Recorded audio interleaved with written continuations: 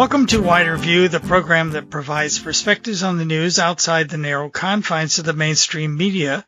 I'm your host, Charles Dunaway, and I'm honored to have as my guest this week Dr. Benay Blend.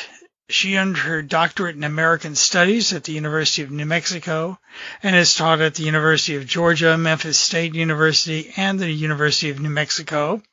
And currently she's an adjunct professor of Native American, and New Mexico history at Central New Mexico Community College in Albuquerque. Also, she contributes articles regularly to the Palestine Chronicle and Mondoweiss. So welcome to Wider View, Benay. Thank you. So on the last couple of episodes of this program, I've been focused on the demonstrations against racist policing that began after the murder of George Floyd in Minneapolis in late May. And in Portland, the demonstrations here received national attention, including attention from the president, none of which was helpful. Maybe you can tell us about the demonstrations there in Albuquerque, what has been going on, and what the issues have been. We've also received national attention, and we've received federal troops from President Trump. The issues here have been, Albuquerque is very good about different groups working together. And so there were protests after George Floyd. And there have also been protests by the Red Nation, an indigenous group that was organized here a few years ago, but now is nationwide. And their struggle was to, along with the other movements to bring down racist statues, was to bring down the various statues to Oñate, the conquistador, in Santa Fe and Albuquerque. Those have become quite violent. There's been violence directed towards them. We have a pretty well organized fascist militia here, and there's been some violence directed towards protesters, like there was in Portland. Mm-hmm. And I think because of that, and because we have a Democratic governor who's mandated masks, Trump has set his federal troops here. But we had a protest about that last week, and it was actually the first time that I had gone to a protest since the beginning of the quarantine. And I didn't see any federal troops unless they were on top of the courthouse. We saw people up there, but I didn't see them around the protest. There was the presence of the militia. And they were there, but I have not seen the federal troops yet. Mm-hmm. That's interesting. Because I think they've now disappeared in Portland as well, although they are still around. But you mentioned Red Nation, and maybe we can talk a little bit about that and about how the protests there are different from the protests elsewhere, and perhaps you can talk a little bit about the history of racist policing there in Albuquerque and in New Mexico. This is nothing new.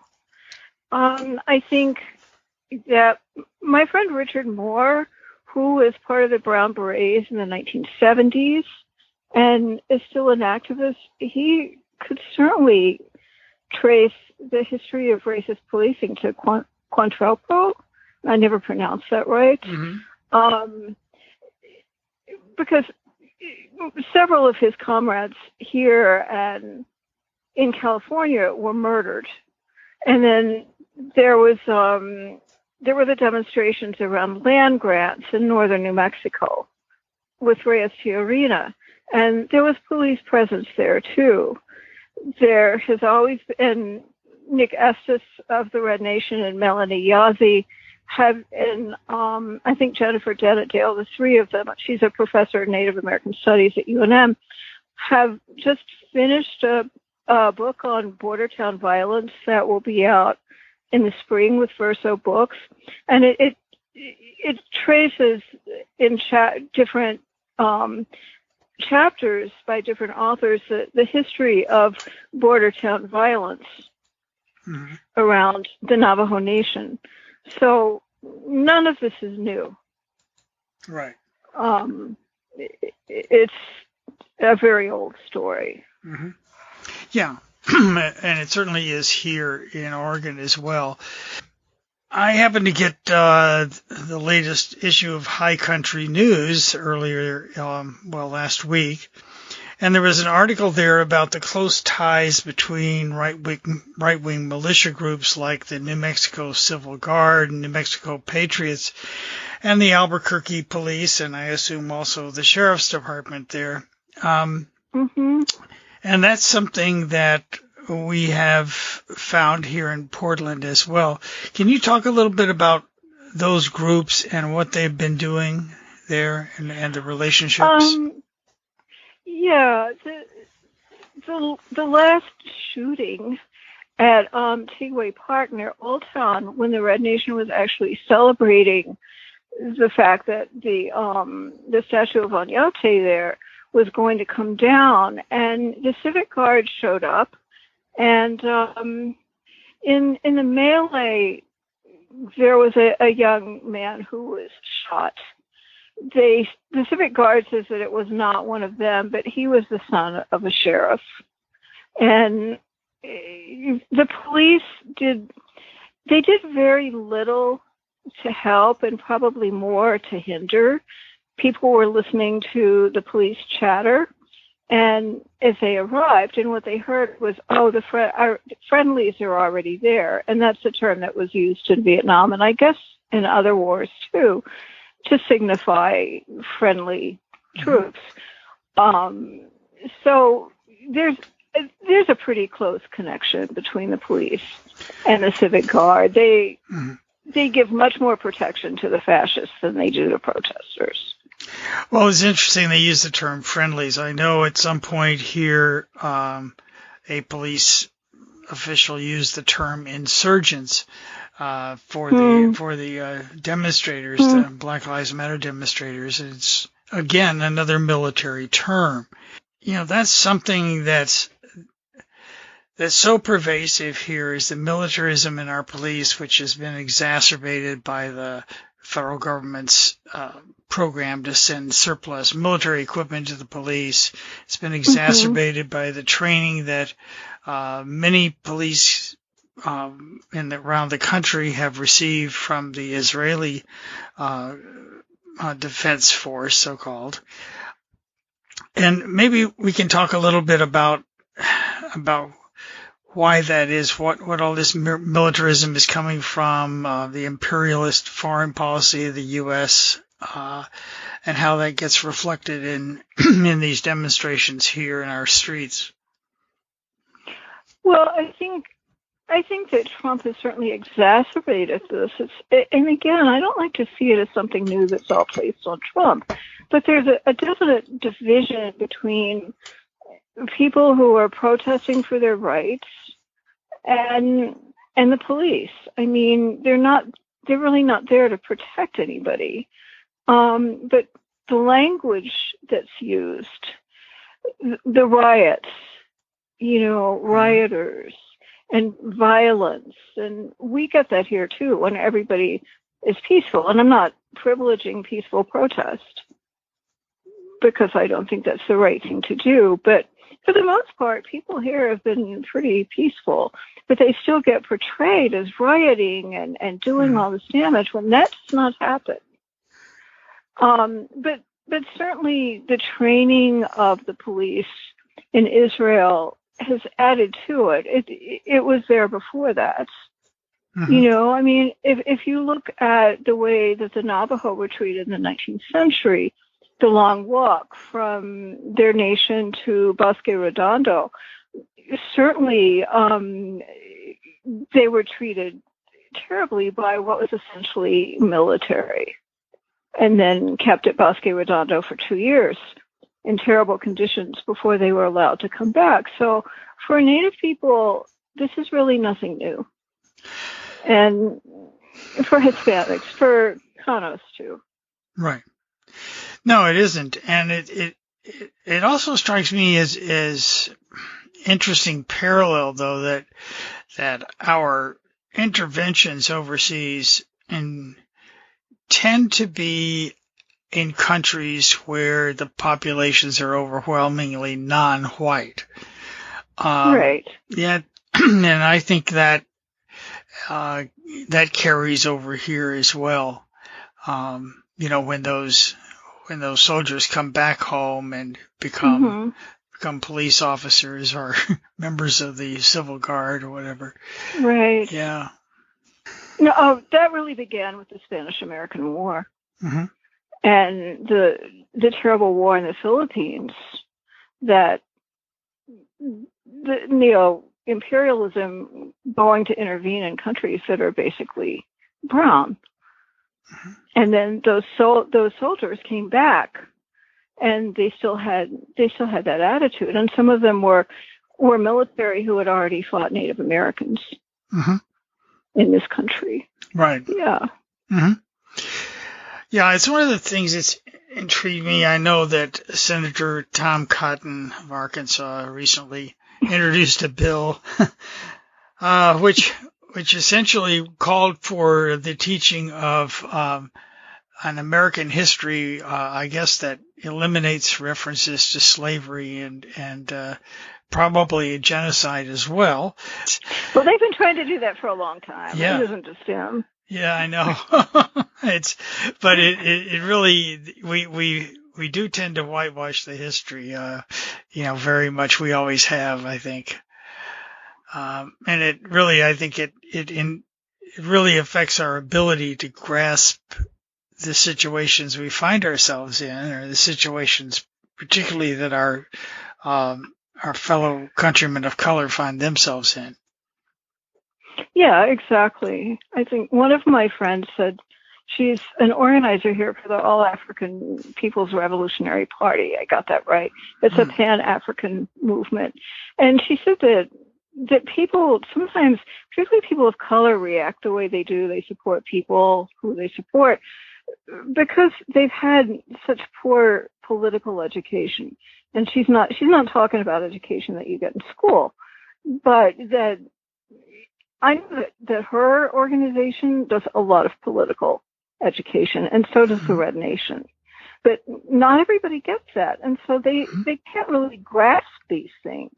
But one of the things that I'm seeing now here in Oregon already, as far as reaction to these uprisings, is to offer some kind of reform. The legislature here has two bills in currently, whether they'll be actually voted on is another matter, but one would strengthen the new statewide ban on chokeholds, and the other one would add some significant language, the paper says, around definitions and procedures for the use of tear gas and less lethal projectiles. Well, I have a feeling that this is not going to sufficiently address the problem. No, it's not. I can tell you what they've done here. Yes. It's really it's actually sort of humorous. They spent a lot of money on some kind of new, I don't know if you call it a weapon, but it replaces having to put somebody in a chokehold. It's like a lasso. And somebody described it to me. It's horrible.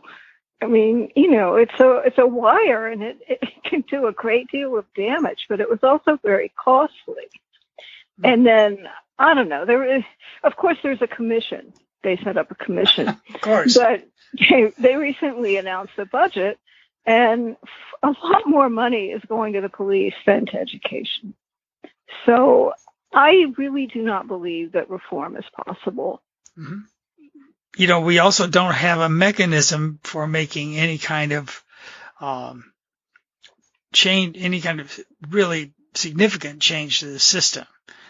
I mean, tweaking the edges is about all that our current form of government will permit, even if that. So where do we go? I'm 73, and I feel like this is something that younger activists are going to have to come up with. Mm-hmm. I know that people I respect here and people around the country who I really respect believe that policing has to go away. Mm-hmm. And replaced with something that they're going to hash out. I know that here we have groups have organized to protect themselves. They don't call the police unless they really have to. Mm-hmm. So there's also community self-defense. Right. And I think that's quite workable. But there's a real refusal to work within that system because it is not going to work. It just isn't. It's a racist system. Mm-hmm. Well, this is the thing that so many people have said here is that when the fight is against systemic racism, it's the system that is the problem that needs fixing. Mm-hmm. Right? I mean, not to try to de-racist the system in some way. You can't. No. You can't. Mm-mm. It's in there. You can't. I don't think you can teach people not to be racist. I mean, diversity training and all that. I mean, that kind of teaches you to, I like your culture, but it doesn't do anything else. Mm-hmm. Well, and you would you would have to have a very successful education of absolutely everyone, which also doesn't work. After teaching for 30 years, I'm not even sure that education is the answer. Right. I'm really not sure of that because, your students see what they want to see. Mm-hmm. And it's so ingrained in them that it's probably worse now since I don't teach anymore, by the way. I stopped getting classes because the chair of my department the super chair was a Christian fundamentalist, and she wasn't fond of my politics. I can imagine. I sort of got phased out.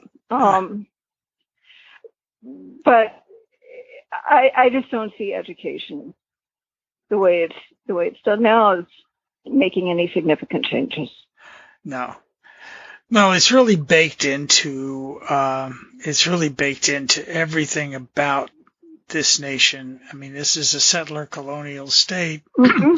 And the economy is based essentially on greed and on taking what you need for yourself, and doesn't matter about anybody else. And it's really hard to form a kind of politics without a cohesive bond as a community, which I think we don't have, and aren't likely to get back. Let's think of something upbeat we can talk about then. I think there's a lot of very good organizing going on. Oh, good. Tell me about some of that. Well, when I've lived here on and off since the 70s. And when I was in graduate school here in the 80s, things were pretty active around Latin America, around the environment. But when I moved back in 2000, there was some indigenous organizing, and I was involved then, much more so than now, but it was pretty limited. I mean, it was good, but it was kind of limited. But in the past couple of years, since the Red Nation has organized, and they're mostly young, I mean, mm-hmm. compared to me, Nick is in his late mid-30s, and Melanie, and the people around, some of them are really quite young. They're amazing. Mm. And they've managed to start chapters in the Northeast and the Midwest. And I think they're doing really good work. And the Black community here too. Mm-hmm. Things are so much different than they were 20 years ago, and they're all young. It's very inspiring. Mm-hmm.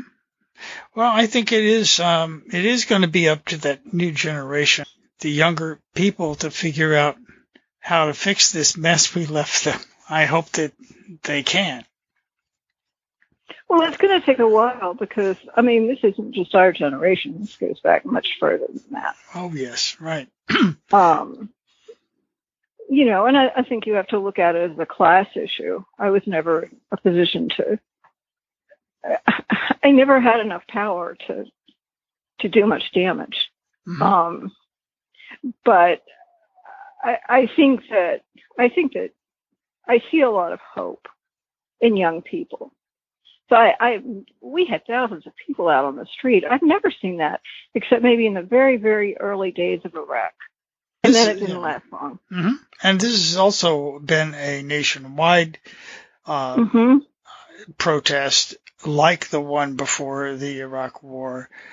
And that's hopeful too. I mean, if we have people, even in the face of the COVID-19 pandemic, we have people willing to go out into the streets and make their voices heard. And I think that's something we should be very thankful for. Yeah, I am. I have friends, you know, around the country, and they're amazing. Because I try to follow what's going on, not just in New Mexico, but in other places. And it's not just one issue, like Vietnam was one issue. It's many different issues that are connected. Yeah, I think you're right about that. Well, speaking of connected issues, I know you've been very involved in the struggle for Palestinian human rights. Can you tell us a little bit about where things are currently in that struggle and what you see coming? I think it's right now, it's very hard to predict because, you know, I don't know if Netanyahu is going to follow through with annexation, but, you know, it doesn't really matter because Israel has been doing this for such a long time. It just puts a name to it. There is a lot of organizing, international organizing, and certainly resistance in Palestine. Right now, I couldn't predict what's going to happen. I think that most people now understand that it's going to have to be one state with equal rights, and that was kind of a watershed when almost everybody I know agrees on that. Right. And how to get there, people might have differences of opinions, but I think almost everybody agrees that. I mean, in this country, I think we can forget about the Democratic Party because I don't see them being pushed or in any way being responsive to Palestinian rights. And people don't want to hear that, but it's the truth. Well, they wouldn't even allow, I mean, the word occupation in the platform. Yeah. I mean, really. Yeah, I know. It's really up to Palestinians in the diaspora and in Palestine to direct what's going to happen. And I think that young people are very young Palestinians, wherever it is that they are incredibly inspiring. And there's connections between something we didn't talk about, connections between Palestinian activists and also in this country, Black activists and indigenous. And that's what I'm writing a chapter for a book about Angela Davis and her last book from Ferguson to Palestine. And that's kind of what I'm writing about. I know here the Red Nation sends delegations to Palestine and vice versa. Palestinians come here.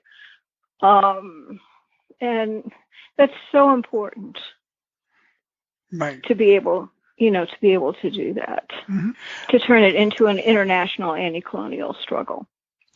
Yes. Well, I hope that does succeed and we can get there. But Benay, thanks very much for joining me and chatting with me today. Oh, you're welcome. Thanks again to Dr. Benay Blend for joining me this week. If you're interested in Red Nation and the Red Nation podcast, I will have links to both of them in the show notes at widerviewradio.podbean.com. I will also post links to Dr. Blend's articles on the Palestinian struggle. In the last few days, we finally discovered the Biden campaign's choice of a running mate. Biden selected the obvious choice for VP. Wrong, but obvious.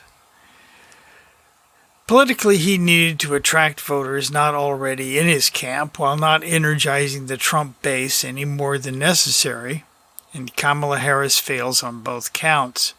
She's bringing no one new into the fold that wasn't there already, and is disliked by many on the left.